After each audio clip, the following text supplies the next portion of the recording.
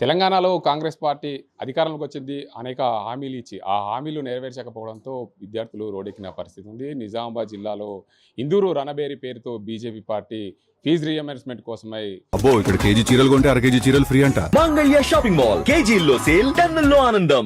పోరాటం చేస్తుంది. ప్రధానంగా నిజామాబాద్ ఎంపీ ధర్మపురి అరవింద్ కూడా పాల్గొన్న పరిస్థితి ఉంది. మనతో మాట్లాడేందుకు ఎంపీ అరవింద్ ఉన్నారు. వారిని అడుగుదాం. సార్ చెప్పండి, అనేక హామీలు ఇచ్చింది, ఫీజు రీయింబర్స్‌మెంట్ త్వరితగతిన చెల్లిస్తామని, మరోవైపు విద్యార్థులకు స్కూటీలు కూడా ఇస్తామని చెప్పిన పరిస్థితి. కానీ ఇప్పటి వరకు పేద విద్యార్థులకు ఒక్క రూపాయి కూడా ఫీజు రీయింబర్స్‌మెంట్ చెల్లించలేని పరిస్థితి. రేవంత్ 2000 పెన్షన్ 4000 చేస్తాడు, నిరుద్యోగ భృతి ఇస్తా అన్నాడు, రైతులకి బోనస్ ఇస్తా అన్నాడు, రైతాంగానికి అనేక వాగ్దానాలు చేసిండు. ఇవే కుటుంబాలు ఏదైతే నువ్వు తులం బంగారం ఇస్తా అన్నావో అయ్యే కుటుంబాలు నేను ఫీ రీయింబర్స్మెంట్ మీద కూడా ఆధారపడున్నాయి. ఈ కుటుంబాలన్నింటినీ ఆల్రెడీ నడ్డిరిచినావు. ఇప్పుడు మొత్తం ఈ రాబోయే తరాన్ని అంధకారంలోకి నెట్టుతున్నాడు. కేసీఆర్ చేసిన బకాయిల మీద ఇదే రేవంత్ కొట్లాడిండు. ఆయన రాగానే ముఖ్యమంత్రి కాగానే తక్షణమే బకాయిలు చెల్లిస్తా అన్నాడు, ఫీ రీయింబర్స్మెంట్ ఇంప్లిమెంట్ చేస్తా అన్నాడు. దాంతోపాటు 5 లక్షల భరోసా కార్డు ఇస్తా, అది పిల్లలు వాడుకోవచ్చు.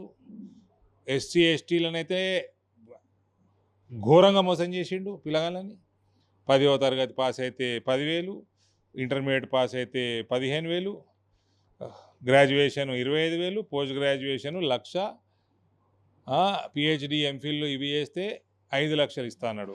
ఇది వాళ్ళ మేనిఫెస్టో. ఇవన్నీ రాహుల్ గాంధీని సంకలో వేసుకొని, ఈ పొట్టోడు రాహుల్ గాంధీని సంకలో వేసుకొని అశోక్ నగర్ పోయి సిటీ సెంట్రల్ లైబ్రరీ దగ్గర పెద్ద యువతను అందరినీ ప్రవోక్ చేసి యువతని కాంగ్రెస్ వైపు తిప్పించుకొని మోసం చేసి అబద్ధాలు చెప్పి కేసీఆర్ని దింపడానికి ఆ యువత ముందుంది నడిపించే విధంగా వీళ్ళు అబద్ధాలు చెప్పి మోసం చేసారు. యువత వల్ల ఇవాళ కేసీఆర్ దిగిండు, నువ్వు ఎక్కినవు.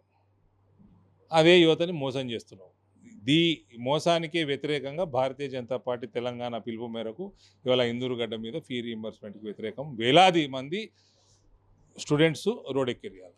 ఇదే గడ్డ మీద ఒకప్పుడు పీసీసీ ఉమ్మడి ఆంధ్రప్రదేశ్కు పీసీసీ అధ్యక్షుడు ఉన్న డి శ్రీనివాస్ ఇదే గడ్డ మీద ఫీజు రీయింబర్స్‌మెంట్ కోసం నాంది పలికింది. దాన్ని అమలు చేసేందుకు రాజశేఖర్ రెడ్డి దగ్గర కూడా వెళ్ళిన పరిస్థితి. ఇదే గడ్డ నుంచి కూడా ఇప్పుడు అదే పార్టీకి వ్యతిరేకంగా వెళ్తున్న పరిస్థితి.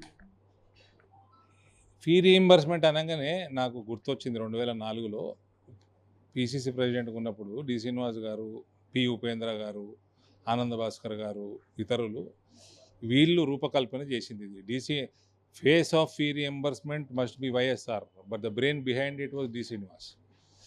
తో వీళ్ళందరూ కలిసి రాజశేఖర రెడ్డి గారికి డి శ్రీనివాస్ గారు ఒప్పించి మేనిఫెస్టోలో పెట్టించారు.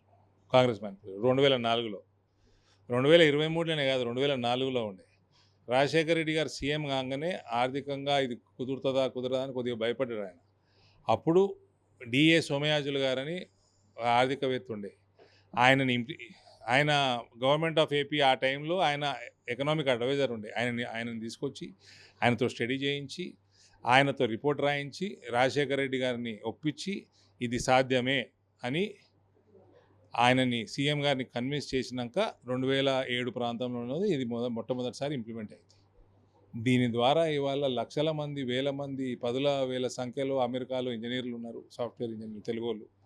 ప్రపంచవ్యాప్తంగా పెద్ద పెద్ద ఎంఎన్సీలు నడుపుతున్నారంటే ఈ 2004 తర్వాత ఇంజనీరింగ్ గ్రాడ్యుయేషన్లు తీసుకున్న వాళ్ళందరూ, ఇదందరికీ డి శ్రీనివాస్ గారు ఇందూరు గడ్డ మీద ఇందూరు బిడ్డకు వచ్చిన ఆలోచన.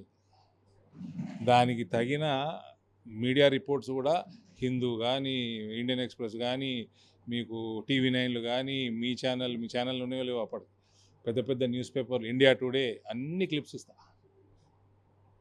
సో ఇందూరు గడ్డ మీద పుట్టిన ఐడియా ఇది ఫీ రీయింబర్స్మెంట్. దీన్ని దేశవ్యాప్తంగా కాపీ చేశారు. ఇలా ఉత్తరప్రదేశ్ ప్రభుత్వం 4,800 కోట్ల రూపాయలు ఫీ రీయింబర్స్మెంట్ విడుదల చేసింది ఈ మధ్య.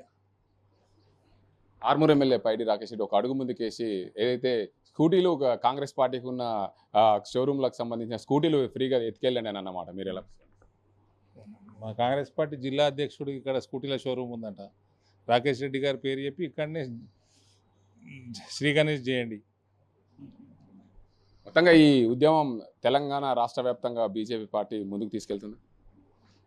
భారతీయ జనతా పార్టీ తెలంగాణ ఈ మధ్య నితిన్ నబీన్ గారు వచ్చినప్పుడు పిలుపునిచ్చిన కార్యక్రమం ఇది. ఇందూరు జిల్లాలో ఫస్ట్ ప్రోగ్రామ్ ఇందూరు జిల్లాలో అయింది. మొత్తంగా చూసుకోవచ్చు, ఏదైతే ఫీజు రియంబర్స్మెంట్కు కాంగ్రెస్ పార్టీ చెల్లించలేకపోవడంతో బీజేపీ పార్టీ తీసుకున్న నిర్ణయం పూర్తిగా రాష్ట్ర వ్యాప్తంగా 33 జిల్లాల్లో ఇది స్వీకరించడం. మొట్టమొదటిగా నిజామాబాద్ జిల్లా నుండే ప్రారంభించామని చెప్తున్నారు నిజామాబాద్ ఎంపీ ధర్మపురి అరవింద్. ఇది ఇక్కడ పరిస్థితి. జగదీష్తో గంగారెడ్డి, RTV నిజామాబాద్.